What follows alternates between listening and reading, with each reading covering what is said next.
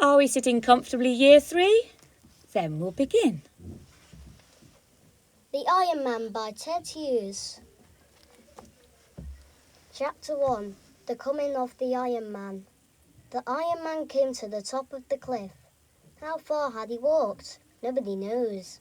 Where had he come from? Nobody knows. How was he made? Nobody knows. Taller than the house, the Iron Man stood at the top of the cliff, on the very brink in the darkness. The wind sang through his iron fingers. His great iron head, shaped like a dustbin, but as big as a bedroom, slowly turned to the right, slowly turned to the left. His iron ears turned this way, that way. He was hearing the sea. His eyes, like headlamps, glowed white, then red, then infrared, searching the sea. Never before had the Iron Man seen the sea. He swayed in the strong wind that pressed against its back.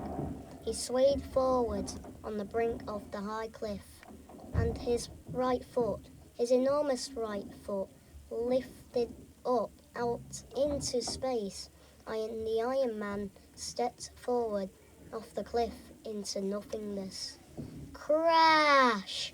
Down the cliff, Iron Man came, toppling head over heels. Crash, crash, crash! From rock to rock, snag to snag, tumbling slowly, and as he crashed and crashed and crashed, his iron legs fell off, his arms broke off, and the hands broke off the arms. His great iron ears fell off, and his eyes fell out. His great iron head fell off. All the separate pieces tumbled, scattered, crashing, bumping, clanging down onto the rocky beach far below. A few rocks tumbled with him, then silence. Only the sound of the sea chewing away at the edge of the rocky beach, where the bits and pieces of the Iron Man lay scattered far and wide, silent and unmoving. Only one of the iron hands lying beside an old sand log washed up.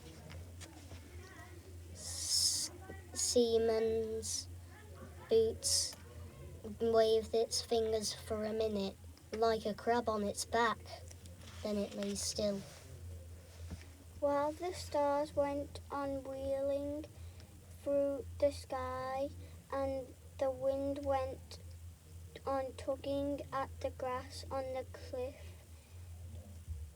top of the sea went on boiling and booming. Nobody knew what the Iron Man had fallen. Night passed. Just before dawn, as the darkness grew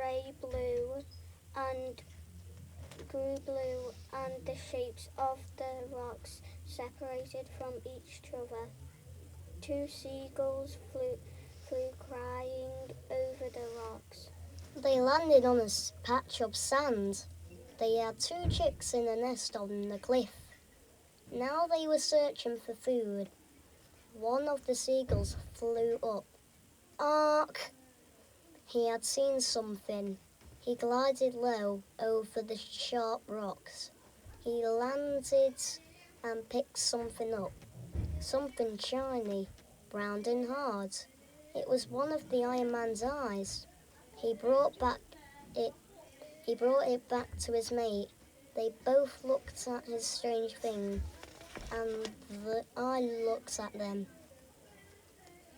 It rolled from side to side, looking first at one gull, then at the other. Then gulls peering at it thought it was a strange kind of clam peeping at them from its shell. Then the other gull flew up, wheeled around and landed and picked something up. Some awkward heavy thing. The gull flew low and slowly dragging the heavy thing. Finally, the gull dropped it beside the eye. This new thing had 5 legs. It moved. The gulls thought it was a strange kind of crab. They thought they had found a strange crab and a strange clam. They did not know they had found the Iron Man's eye and the Iron Man's right hand. But as soon as the eye and the hand got together, the eye looked at the hand. Its light glowed blue. The hand stood up on 3 fingers and its thumb, and craned its forefinger like a long nose. It felt around, it touched the eye. Gleefully it picked up the eye and tucked it under its middle finger. The eye peered out between the forefinger and thumb. Now the hand could see. It looked around. Then it darted and jabbed one of the gulls with its stiffly held finger, then darted at the other and jabbed him. The 2 gulls flew up into the wind with a frightened cry. Slowly then the hand crept over the stone, searching. It ran forward suddenly, grabbed something and tugged. But the thing was stuck between 2 rocks. The thing was one of the Iron Man's arms. At last the hand left the arm and went scuttling hither and thither among the rocks till it stopped and touched something gently. This thing was the other hand. This new hand stood up and hooked its finger around the little finger of the hand with the eye and let itself to be led. Now the 2 hands, the seeing one leading the blind one, walking on their fingertips, went back together to the arm, and together they tugged it free.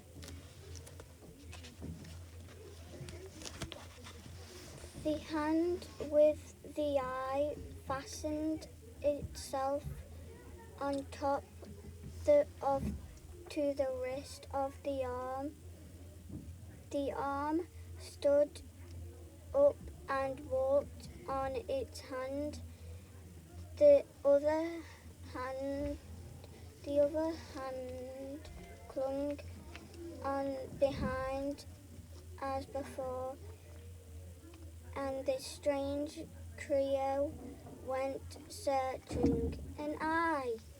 There it was, blinking at them speechlessly.